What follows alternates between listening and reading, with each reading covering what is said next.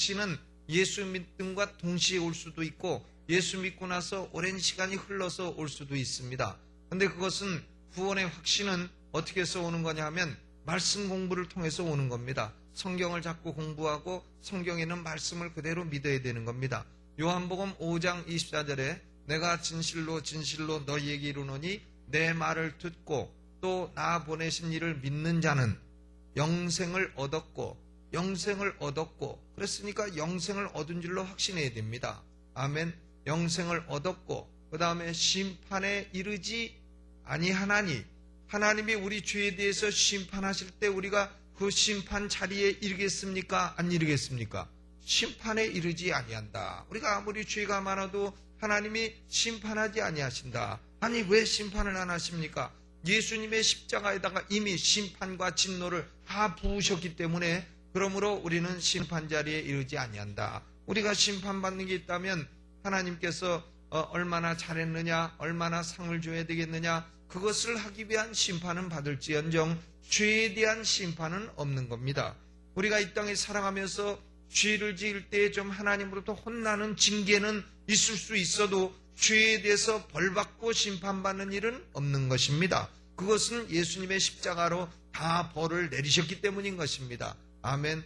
그러므로 첫째로 뭘 얻었다고 확신해야 됩니까? 영생을 얻었다. 사람의 생명은 두 가지가 있습니다. 하나는 육신의 생명이죠. 헬라말로는 이것을 비오스라고 합니다. 육신의 생명, 이 육신의 생명은 길어도 70년 아니면 더 길면 80년 또 더 길면 90년 100년 사는 사람들도 있지만 아주 드물게 있는 겁니다. 그러니까 이 비오스의 생명은 수명이 막 길어봤자 80년이다. 그런데 하나님께서 예수 믿는 우리에게 주신 생명은 이런 비오스의 생명이 아닙니다. 우리에게 주신 생명은 조에는 뭐냐? 영생입니다. 이 영생이 어디 있는 거냐? 이것이 하나님의 아들 안에 있는 것이다. 예수 안에 있는 것이기 때문에 예수 그리스도를 우리가 마음의 구주로 모시고 예수 그리스도를 구주로 마음에 영접하고 하게 되면 예수 그리스도와 함께 우리 안에 영생이 들어오게 되는 것입니다. 그래서 우리는 죽지 아니하고 영원히 하나님과 살게 되는 영생의 생명을 얻게 되는 것입니다. 아들이 있는 자에게는 생명이 있고 하나님의 아들이 없는 자에게는 생명이 없느니라. 이 생명은 바로 비오스 육신의 생명이 아니고 주의 영생의 생명인 것입니다. 그러므로 오늘 예수 믿고 침례받은 분들은 내게는 영생이 있다. 내게는 하나님의 아들이 있다. 내게는 영생이 있다. 이 확신에서 흔들리지 마시기를 주의 이름으로 축원합니다. 영생이란 뭐냐? 하나님을 아는 것이고 영생이란 하나님과 영원토록 천국에서 영원히 사는 것이 영생인 것입니다. 부활의 몸을 입고 영원토록 사는 그 생명을 지금 이미 우리 안에 가지고 있다. 그 말이죠. 사람은 마치 계란과 비슷합니다. 계란과 비슷한데 계란은 어떤 것은 유정란이 있고 어떤 것은 무정란이 있습니다. 겉으로 보면 똑같고 삶아 먹어도 똑같고 하지만은 그러나 무정란과 유정란은 그것이 참 시간이 지나서 부화할 때가 되면 유정란과 무정란은 완전히 차이가 나게 되는 것입니다. 우리는 그러므로 예수 믿은 사람은 이 세상 사람들하고 겉은 똑같고 사는 것 똑같고 먹고 사는 것 똑같고 할지라도 우리는 다른 사람이에요. 어떻게 다르냐? 우리 안에 무슨 생명이 있다고요? 영생이 있기 때문에 우리는 다른 사람인 것입니다. 아멘. 이 확신에서 흔들리지 말아야 돼요. 두 번째로 우리는 어떤 확신을 가져야 되느냐?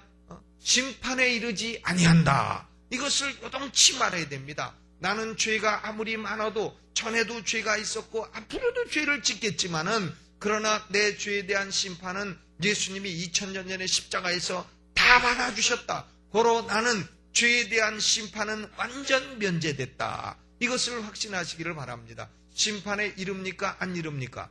안 이릅니다. 심판 받습니까? 안 받습니까? 안 받습니다. 죄에 대한 심판은 받지 않게 된다 하는 것을 두 번째 확신하시고, 세 번째는 그러므로 사망에서 생명으로 옮겼느니라. 사망이란 뭐냐? 지옥길입니다. 지옥길. 지옥 가던 길로 계속 가다가 이제 유턴해가지고 우리는 생명길로 옮겨버렸다. 사망에서 생명으로 옮겨버렸다는 것은 이제는 다시는 돌아갈 수 없도록 돌아왔다 하는 것을 의미하는 것입니다. 이제 우리가 그렇기 때문에 사망길을 가는 사람들처럼 그런 원리를 가지고 살아서는 안 되겠습니다. 지옥 가는 사람들처럼 그런 철학 가지고 그런 신앙 가지고 그런 사상 가지고 살아서는 안 되겠다. 우리는 유턴 딱 해서 돌아온 사람들이기 때문에 이제 우리의 가는 길은 무슨 길입니까? 생명길이에요. 우리는 지옥 갈 수 없는 사람이고 우리는 언제 죽어도 천국 갈 사람이다. 이미 지옥길에서는 완전히 옮겨버렸다. 이 확신을 가지고 사시기를 주의 이름으로 축원합니다. 그래서 요한복음 5장 24절은 아주 외워버려야 돼요. 내가 진실로 진실로 너희에게 이르노니 내 말을 듣고 또 나 보내신 이를 믿는 자는 첫째 영생을 얻었고 둘째 심판에 이르지 아니하나니 셋째 사망에서 생명으로 옮길 것이니랍니까? 옮겼느니랍니까? 옮겼느니라. 첫째 둘째 셋째는 본문에 없어요. 그냥 내가 집어넣은 겁니다. 요한복음 5장 24절 한번 같이 외워보죠. 시작. 내가 진실로 진실로 너희에게 이르노니 내 말을 듣고 또 나 보내신 이를 믿는 자는 첫째 영생을 얻었고 둘째 심판에 이르지 아니하나니 셋째 사망에서 생명으로 옮겼느니라. 얼마나 감사해요. 이 세 가지만 확신해도요 우리는 구원의 확신에서 흔들리지 않게 되는 겁니다. 예수 믿어도 구원의 확신이 없어가지고 이러다가 죄에 대해서 심판받으면 어떡하나 이런 사람이 있어요. 이러다가 지옥 가면 어떡하나 교회 직분이 높아가지고도 구원의 확신이 없어가지고 흔들거리는 사람은 그건 주님을 위한 일꾼이 될 수가 없는 겁니다. 확신이 있어야 됩니다. 오늘 예수 믿은 분들은 구원의 확신을 가지고 사시기를 주의 이름으로 축원합니다. 무릇 그리스도 예수 안에 있는 자에게는 결코 정죄함이 있느니라 없느니라? 없느니라. 로마서 8장 1절이죠. 위대한 승리의 선언입니다. 무릇 그리스도 예수 안에 있는 자는 결코 정죄함이 없느니라. 고린도후서 5장 17절에 누구든지 그리스도 안에 있으면 새로운 피조물이라. 이전 것은 지나갔으니 보라 새 것이 되었도다. 새 것이 되었도다. 참 예수 믿으면 예수 믿기 이전과는 완전히 다른 인종이 되는 겁니다. 철학도 다르고 사상도 다르고 인생의 원리도 다르고 목적도 다르고 목표도 다르고 보는 것도 다르고 좋아하는 것도 다르고 그렇게 되는 것입니다. 그래서 오늘 새로운 피조물이 된 우리 성도들은 새로운 피조물답게 사시기를 주의 이름으로 축원합니다.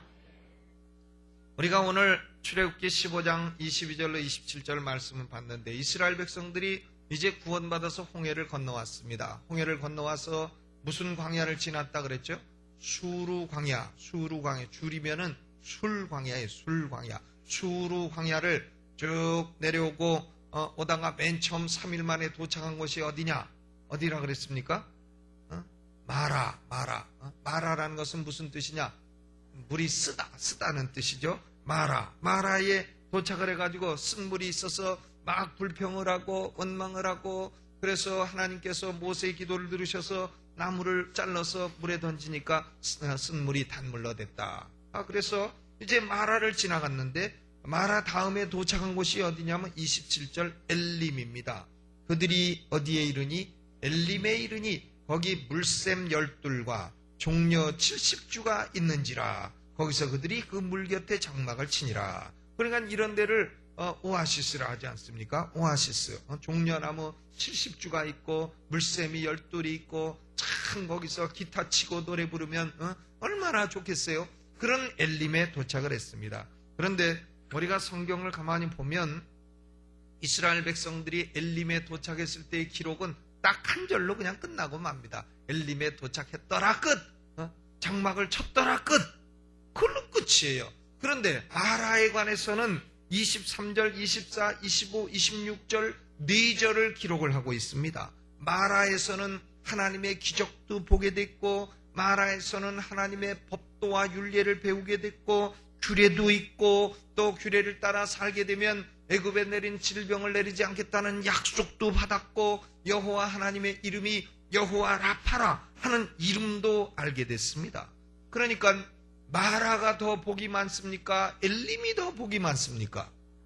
마라가 압도적으로 복이 많습니다. 마라는 4절이고 엘림은 1절이고 그러니까 4절과 1절은 몇 대 몇이에요? 4대 1로 복이 많은 겁니다. 그렇기 때문에 우리가 이제 예수 믿고 구원받아서 이제 영적인 여로를 가다 보면 좋은 때도 있을 겁니다. 참 기쁘고 좋고 모든 게 잘 되고 그럴 때도 있습니다. 그것은 엘림에 도착한 것이에요. 그런데 엘림보다는 우리가 어디서 더 많은 것을 배우게 되느냐?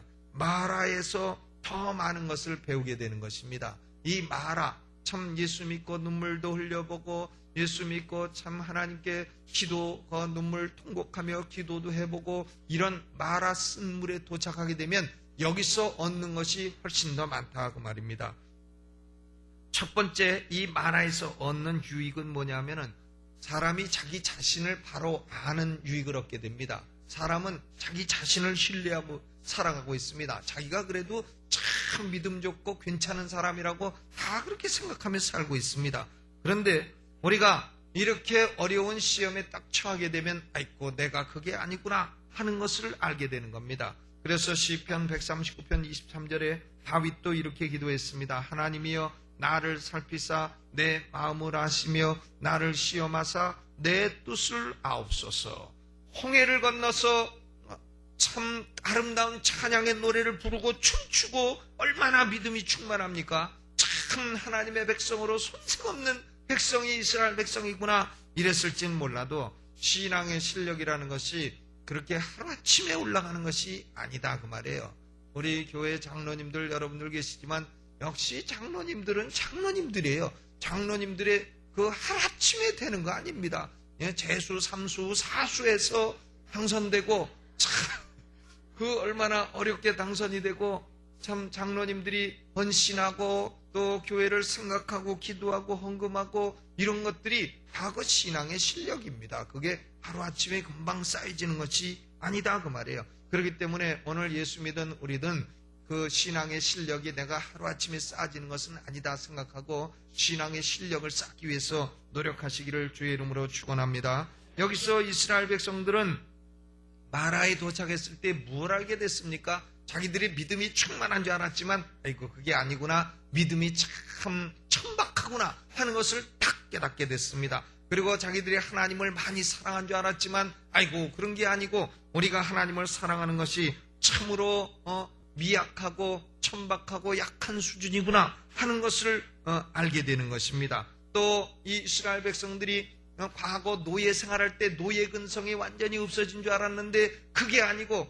다시 노예 근성이 나오게 되는구나. 불평하고 원망하고 남에게 책임 전가하고 이런 게 노예 근성 아닙니까? 노예들은 뭐 하다가 네가 했지 그러면 지가 안 그랬는데요. 그게 노예 근성이에요. 제가 그랬는데요.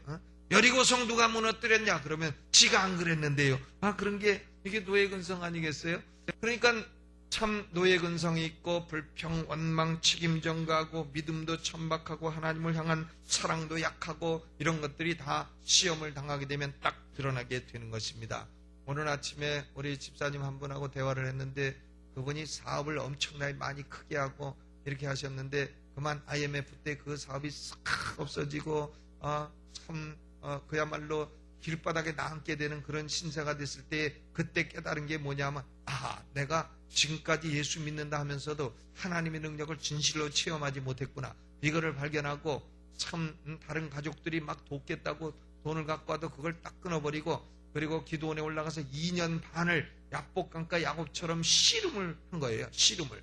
그래서 기도해서 하나님 나를 이렇게 죽이시렵니까? 하나님 나를 이렇게 죽이시려고 여기까지 인도하셨습니까? 기도하다가 2년 반 만에 하나님의 응답을 받고 새로운 사업을 시작해서 지금은 굉장히 큰 사업가가 되시고 지금 교회 헌금도 많이 하시는 그런 사업가가 되셨습니다. 그러면서 그분 얘기가 자신이 그런 시험을 당하기 전에는 자기가 믿음이 큰 사람이고 하나님을 잘 아는 사람인 줄 알았는데 그것이 아니고 자기가 참 하나님을 믿고 예수를 믿긴 믿지만 하나님의 큰 능력을 그렇게 체험해보지 못했다는 것을 알게 됐다. 그런데 그 이후로 하나님이 기도 중에 계시도 주시고 인도해 주시고 해서 그 사업을 시작했더니 그 사업이 크게 일어나서 지금은 그 가족들에게 도움 안 받은 것이 도리어 참 크게 기쁨이 되고 자랑이 된다. 그런 얘기를 제가 듣게 된 것입니다. 우리가 시험을 당하게 되면 나 자신을 바로 알게 되는 것이에요. 우리는 자신의 실력을 속일 수는 없는 겁니다. 영적인 실력을 속일 수는 없는 거예요.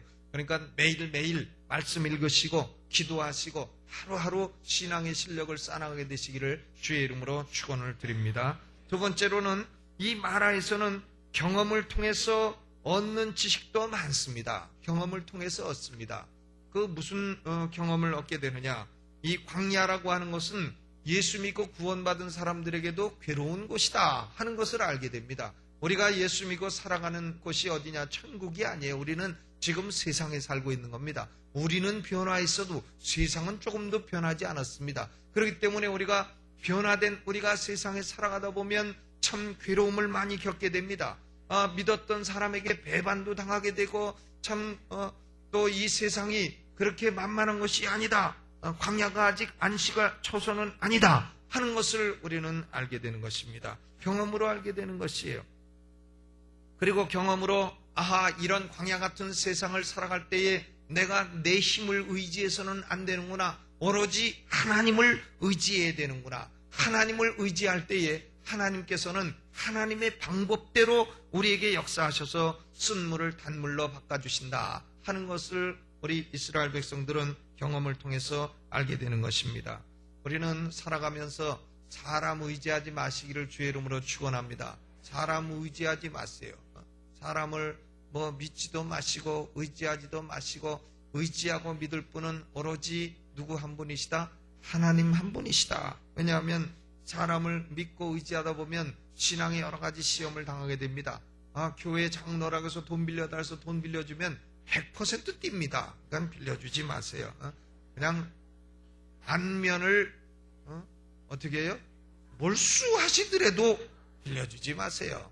그냥 그러면 사람만 잃지 돈은 안 잃죠. 근데 빌려주고 장로님이니까 믿고 해보겠습니다. 그러면 돈도 잃고 사람도 잃고 다 잃고 나중에 승질나고 이렇게 여러 가지 피해를 보게 되는 겁니다. 믿지 마세요. 친구라고 해서 함께 믿고 사업을 했더니 나중에 그럴 수가 있느냐?